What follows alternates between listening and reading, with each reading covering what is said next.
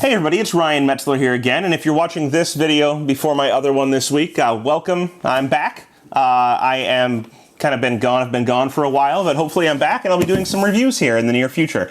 Today, we're going to be taking a look at Poseidon's Kingdom. This is a reprint of a game by the Lamont brothers, being printed this time around by Game Salute. With similar components as to the first printing, and the same gameplay. So the idea of this game is that you represent a group of sea creatures, and you are trying to free your friends and also pick up food and eat it, and do all kinds of various tasks using dice that will spill out onto the board in a big wave crashing, a kind of cool mechanic. There's also a similar mechanic to one seen in a game by the Lamont brothers from a while ago in Antics, where you're building up your own little area of actions that you can take. Dependent on what level of your kind of area they fall on, you get to take that many actions when you use them. So, real quick, why don't we take a look at what you get inside of this box? We'll see how the game plays. We'll come back at the end and get my opinions on Poseidon's Kingdom. So here you can see the components for Poseidon's Kingdom all set up for a 4-player game. Now we've already done the initial setup. So what you see on the board is each player has some little figurines. They're really cool. We have some octopi here for green. There's some clams for yellow. Some starfish for orange, and these little cool fish for blue. And each player has 3 of these. 1 on each end of the ocean board here, so the beach, and over in the deep end. And then they have 1 over here on the kraken tracking their location over there where they're trying to free their friends. We also have a shark. The shark is going to be navigating the waters trying to eat you. There is a dolphin, which is apparently not out on the board right now, but there's a dolphin that can keep you safe from other guys. That dolphin simply makes you free from being able to be eaten by the shark. We'll show you that later. And they have a couple other figures around, but basically those are going to be the main figures playing out on the board. Each player also has a set of dice, and some of those dice are starting out here on the board. They were placed up on this wave, 3 per player, and tipped over.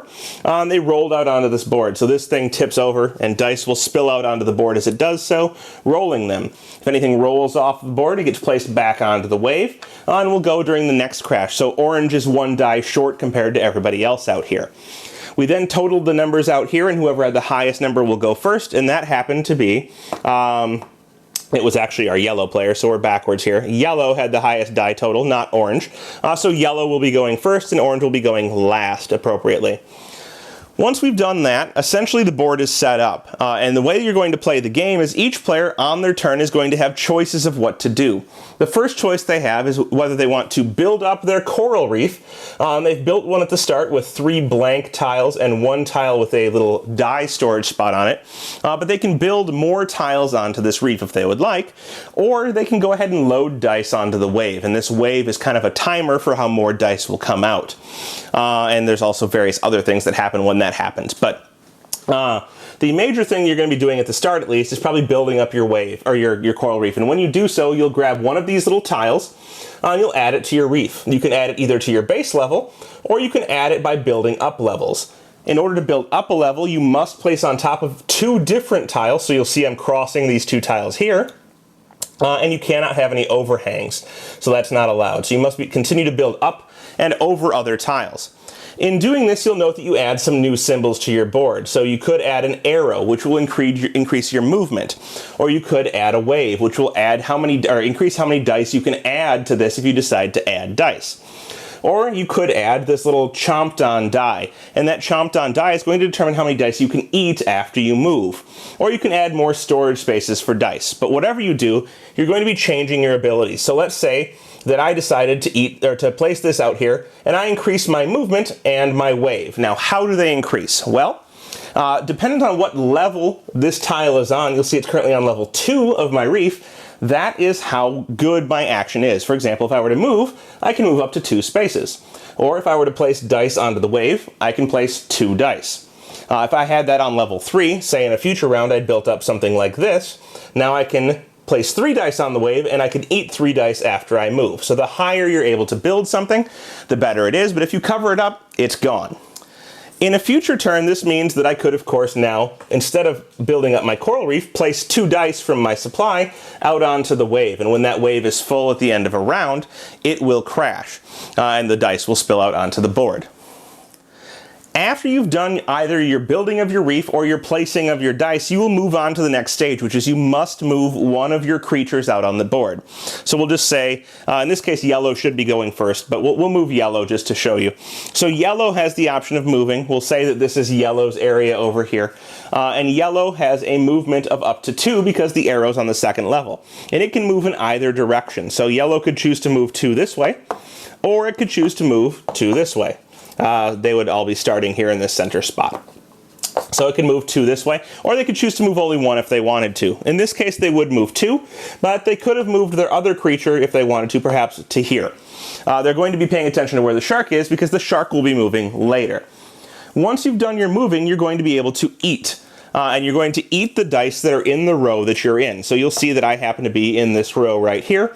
There is a yellow 6, a yellow 2, a blue 6, a blue 2, and a orange 5. Now, I can eat 1 die. The reason I can only eat 1 die is because I don't have any of these eating symbols showing on any level.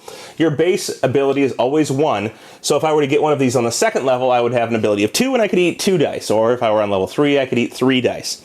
When I eat these dice, there are reasons I'm trying to eat specific dice, and those are over here.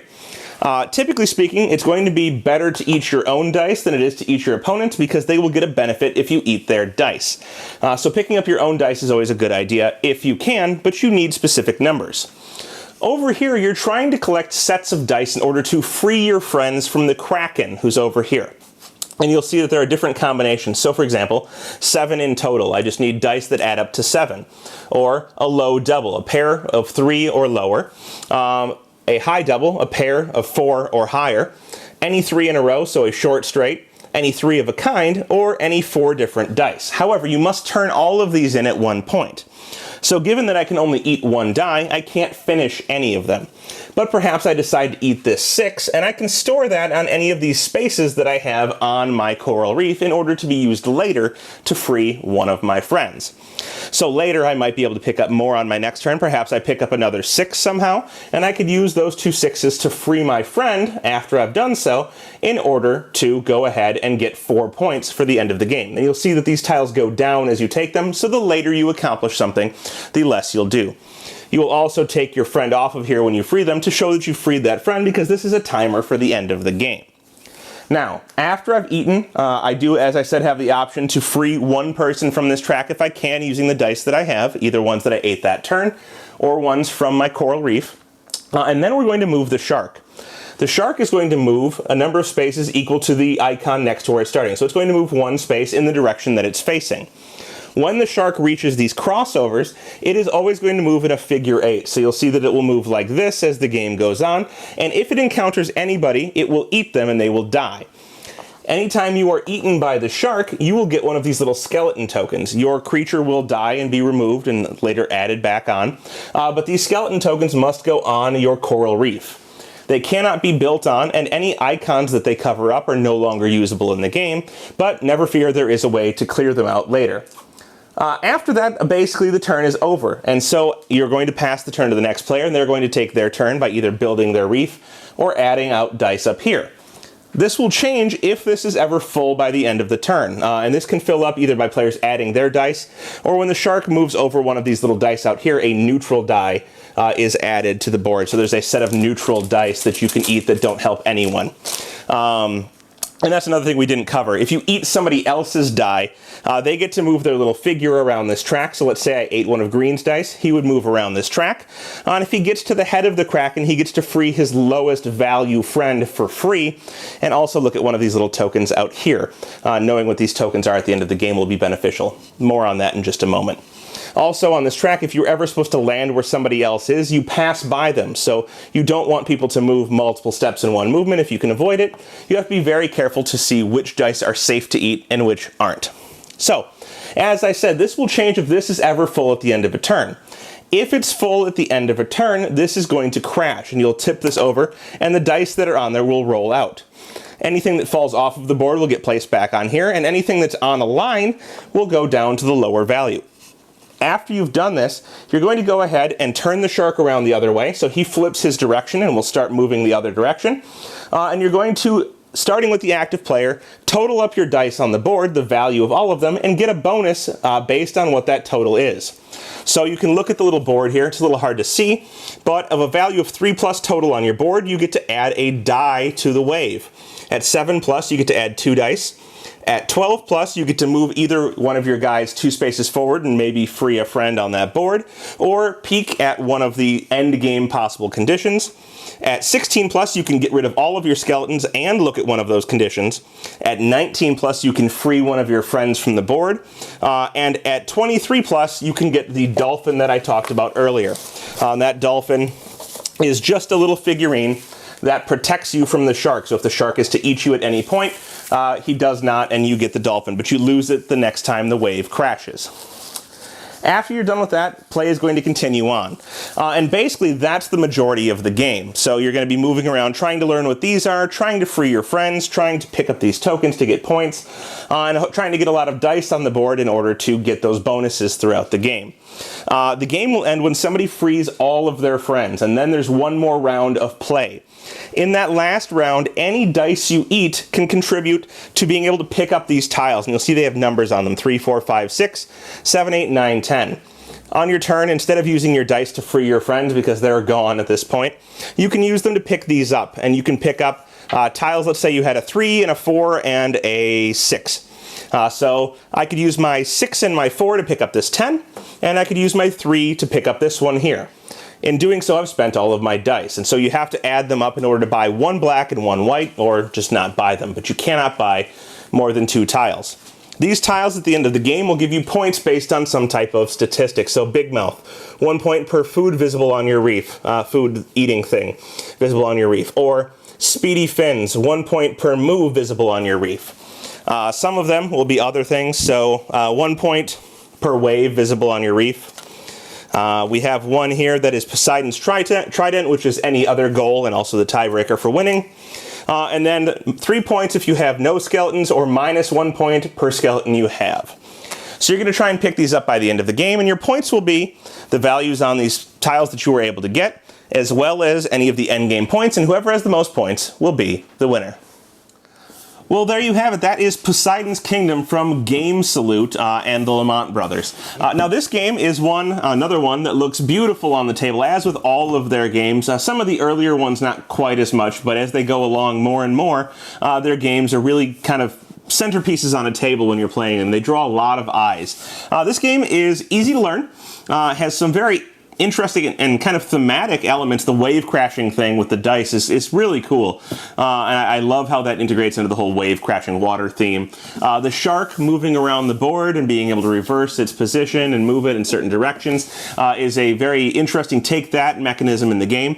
And I think this is a game that's going to be appealing to lighter gamers and to kids, older kids probably, but kids nonetheless. For myself, it's fun, it's amusing. I don't think it's of the weight where it's something I'm going to keep it in my collection.